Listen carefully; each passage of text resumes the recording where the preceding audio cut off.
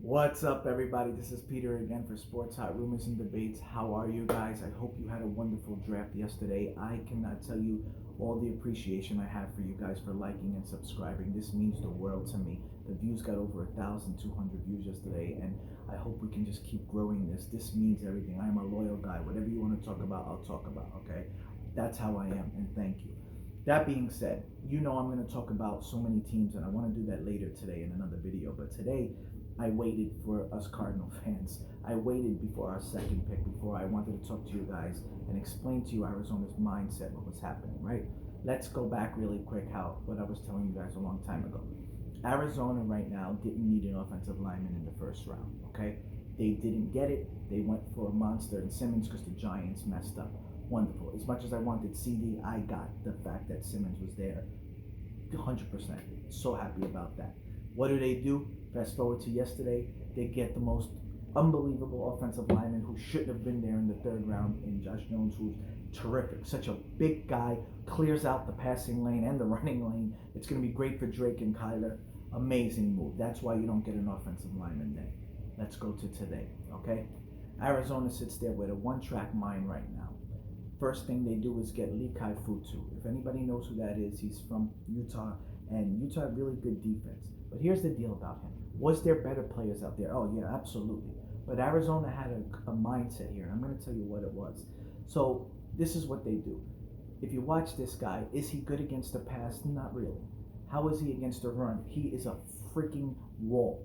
You're not going to get by him on the run. And any of these big Samoan guys, you love it, because if it's 3rd and 1, 3rd and 2, that's who you want stopping in the middle, right? They signed Phillips, and this is going to push Phillips. This is great. I love these moves. These are smart moves for the Cardinals.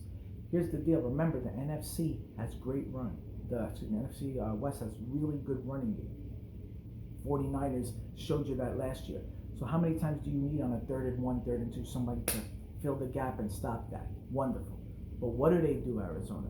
Right? You figured, okay, you got a defensive player. What do? No, I seen this. There was no way they were going for a run stopper and then not counter that coming in the next few picks. Who did they go for? Let me tell you something. Rashard Lawrence. Honestly, I don't even know if I would have picked him first, because Rashard Lawrence is a freak. Do you take a look at this man from LSU? He will get to I don't know, first look, you're like, oh, maybe he's not that fast. He's so fast to get to the quarterback. This counters this, right? Take a look at this guy, how he throws guys out the way. This draft was so stacked with players, and you can see Steve and Kingsbury had a great mindset, and they're helping out Vance Joseph. This man is a terrific move, and this is what we need. We need pressure on the quarterback. So you love that with the signing of Phillips, right? And now you have Isaiah Simmons, who's going to be a freak. And you got Chandler Jones. And you got Patrick Peterson and Murphy. Now you can say, holy shit, Arizona's defense is not giving up that many points now. So when we make these 3 and outs and stop the teams, Arizona's offense, which is going to step up, is going to be unbelievable. Arizona is going to scare the shit out of everybody. That team is going to be scary. I mean, this move for Rashard Lawrence to me was brilliant. It was a plan. Stop the run, stop the pass, put pressure on the quarterback. You love it, because look, San Francisco just picked up an offensive lineman now from the Redskins, right? Williams. So they knew that San Francisco, I think if it was their veteran retired, right, because he was having health problems. So at this point, Garoppolo sits back there, and it's like he can have a fucking cup of coffee back there, right? He can enjoy himself. He can relax there. People need to put pressure on San Fran. Arizona is going to be the team that's going to scare San Fran. Go back to last year. All these games were close with San Francisco. This is without Simmons and Hopkins, okay? This is what I'm telling you guys. Arizona will challenge the 49ers for the division. The 49ers have the leg up on them, of course. Absolutely. But I'm telling you, if Arizona's offense can step up, their defense is not going to be like last year, where everybody was just running around like it was flag football. Arizona has got nothing but better and better in each pick, and there is a perfect strategy for this. This wasn't, just best player available now. This was well thought out, because you know who I was looking at was Bryant as the tight end, because I said, you know what, that guy fits Arizona's offense. So I was wondering if they were going to go for him. But Steve and Kingsbury and Joseph have a plan in mind. And you know what? I'm all for it, man. I'm all for that. You know, defense wins games, right? So if you can step up on defense and then get our offense there, great.